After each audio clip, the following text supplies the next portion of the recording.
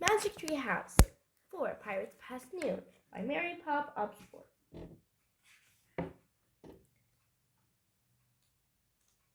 Chapter 4 Wild Booty. Jack started to run across the hot sand. He ran fast as he could, but the pirates ran faster. Before Jack knew it, the biggest pirate had grabbed him.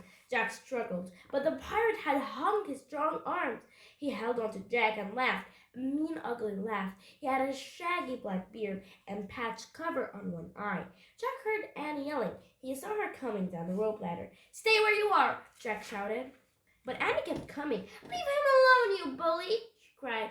The other two pirates laughed meanly. They were dirty and ragged. Annie charged up to the biggest pirate. "Let him go," she said. She hit the pirate with her first and kicked him.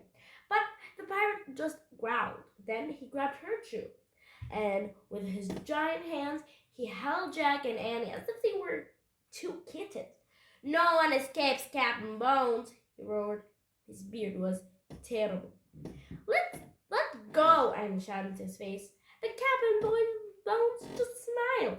All his teeth were black. Annie felt silence. Captain Bones laughed loudly. Then he turned to the other two.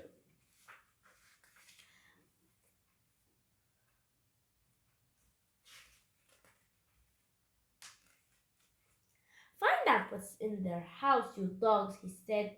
"Aye, aye, Captain," they answered, and they started up the ladder to the treehouse. "But what do you spy, Pinky?" shouted Captain Bones. "Books, Captain," Pinky shouted down. Books," growled Captain Bones. He split on the stand. "I want gold, you dogs." "Dogs are nicer than you," said Annie. "Shh," said Jack. "What about you, Stinky?" Captain Bones roared. "Just books, Captain," shouted Stinky. Books," said Captain Bones. He split on the sand again. "I hate books. Keep looking, dogs. Find me something good." Captain Bones grabbed Jack's backpack. "What's in here?" he said. "Nothing." Jack quickly opened the bag. "Just paper, a pencil, and a book." "Another book!" roared Captain Bones. "That's vile booty." A gleeful shriek pierced the air. Captain Bones froze. "What's that?" he shouted. "Look, Captain, look!" Pinky leaned out the treehouse window. He held the medallion. It glimmered in the sunlight. "Oh, brother!" shouted Jack. "Drown it down!" cried Captain Bones. "It's not yours!" shouted Annie. Captain Bones dropped Jack and Annie and caught the medallion as he fell. "Gold! Gold! Gold!" he cried. Captain Bones threw back his head and laughed horribly. He grabbed two of his pistols. He shot them into the air. Pinky and Stinky howled like wolves. The kid's treasure. Jack and Annie watched in horror. The gold-greedy pirates seemed to have lost their minds. Jack nudged Annie together. They started to back slowly away from the pirates towards the treehouse. "Halt!" Captain Bones shouted. He aimed his pistols at them. "Not another step, lovers!" Jack and Annie froze. Captain Bones grinned his black-toothed grin.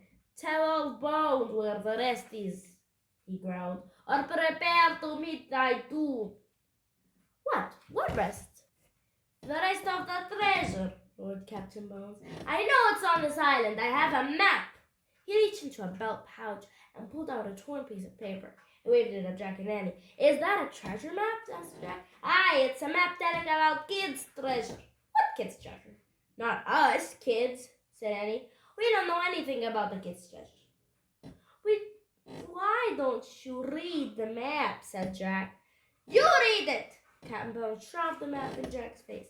Jack stared at the strange marks on the paper. "What does that mean?" asked Jack. "What does what mean?" asked Captain Bones. "Those words." Jack pointed at the words on the top of it. "Well, it means cat bones." "Good," I squinty. At the writing, he frowned. He coughed. He rubbed his nose. "Leave him alone," Pinky growled at Jack. "You know he can't read," said Stinky. "Shut up!" Captain Bones roared at his men. Jack and I can read," Annie piped up. "Shh," said Jack. "Captain, make him read the map," said Stinky.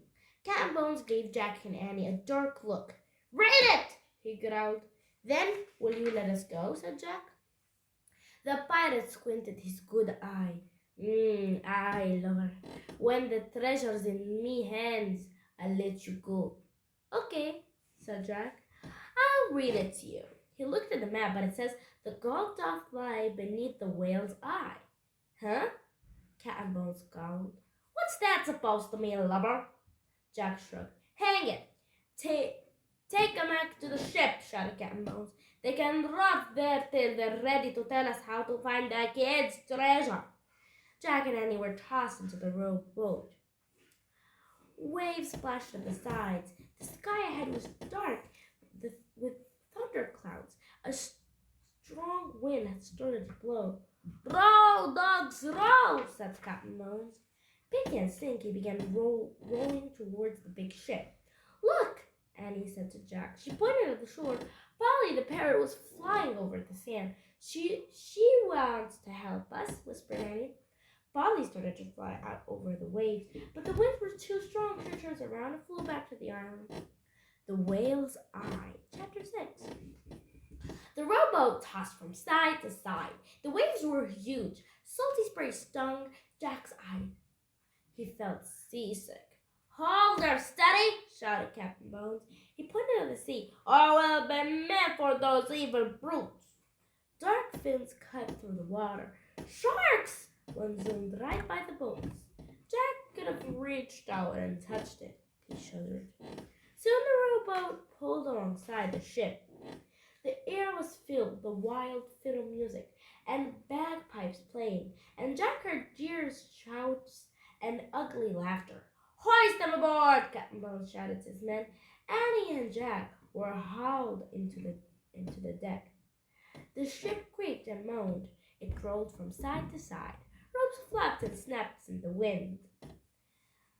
Everywhere they looked, Jack and Annie saw pirates. Some were dancing, some were drinking, many were fighting with swords or with their fists.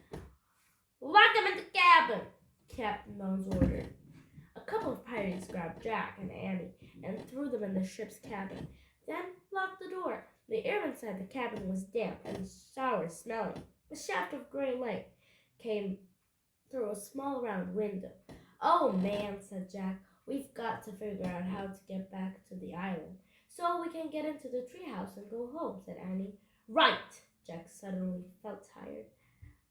How would they ever get out of this mess? We better examine the book, he said. He reached into his pack and pulled out the pirate book. He flipped through the pages. He looked for information to help them. Look, he said. He found a picture of pirates burying the treasure chest. This might help. Together they wrote the words under the picture. Captain Kidd was a famous pirate. It is said that he burned a treasure chest on a desert island. The chest was filled with gold and jewels. Captain Kidd, said Jack. So that's the kid that Bones kept talking about, said Annie. Right, said Jack. Annie looked the round window, and Captain Kidd's treasure is buried somewhere on the island, she said. Jack took out his notebook and pencil. He wrote, Captain Kidd's treasure on island. Jack, Annie said. Shh, wait a minute, he said. I'm thinking. That's what I see, said Annie. What? Jack asked. He looked back at the book. A whale. Neat, he said. Then he looked up. A whale? Did you say a whale? A whale. A huge whale as big as a football field. Jack jumped up and looked out of the window with her. Where? Jack asked. All he could see was the island and stormy waves and shark fins. There, said Annie. Where? There, the island is shaped like a giant whale. Oh man, whispered Jack. Now he could see it. See the whale's back, said Annie. Yup, the slope of the island looked like the back of the whale. See his spout, said Annie. Yep, the palm tree that held the treehouse looked like spout of the whale. See his eye, said Annie. Yep, a big black rock looks like the eye of the whale.